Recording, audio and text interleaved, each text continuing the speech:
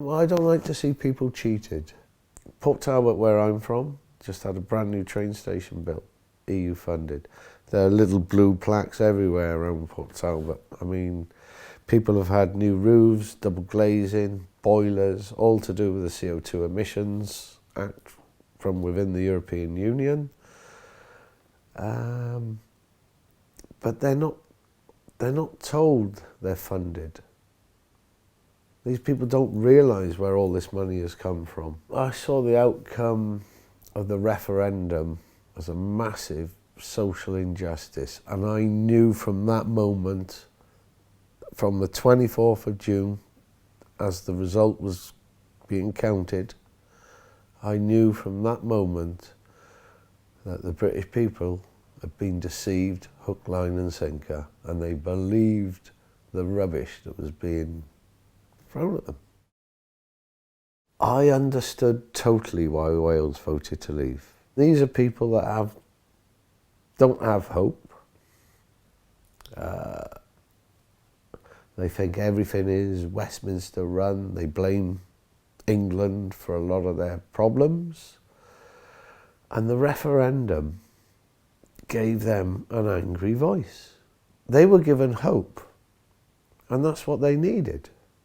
But the hope was bullshit. You've got blatant lies on a bus being driven all over the country. You've got MPs like Boris Johnson, Jacob Rees-Mogg. Basically, they had become salesmen for a piece of shit. They have to sell you this piece of shit, and they're the best salesmen in the world.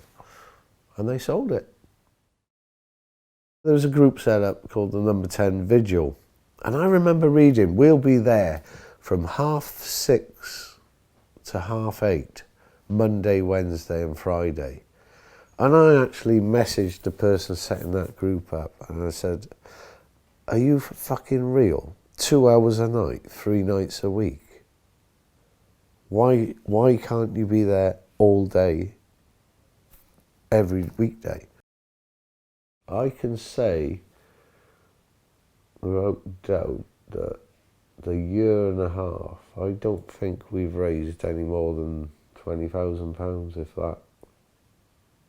So when that's everything. That's travel, food, and it's everything. Flags, banners. We all work as a team. We all do it. I mean, selling flags, banners, badges, rubber wristbands, silicone wristbands, and all these things have added up to keeping us there. As a team, we're very effective. And I mean, this is the one thing I do like to boast about. We are the most effective Stop Brexit campaign in Britain on the budget we've got. I stood behind an interview once on, I think it was an ITV interview, and they couldn't get, I wasn't going to move. I was in the shot with the placards advertising the march for 20 minutes. This was the march which had 700,000. I was 20 minutes on the telly in this one interview. How much would you have to pay for a 20-minute advert on primetime TV? I lost lifelong friends for it, although I only had 2 lifelong friends. Lost them both. My mum and my dad both voted to leave. It's difficult. But that said, my dad is now on the fence and my mum would vote Remain. Now they see what's going on and they've got the facts. I can't be ill, I can't be seen to be in the doldrums or feeling glum, even though I've gone there when I've been ill. I've gone there rock bottom, but I can't show it. The majority of those that voted to leave, I believe, come from deprived areas.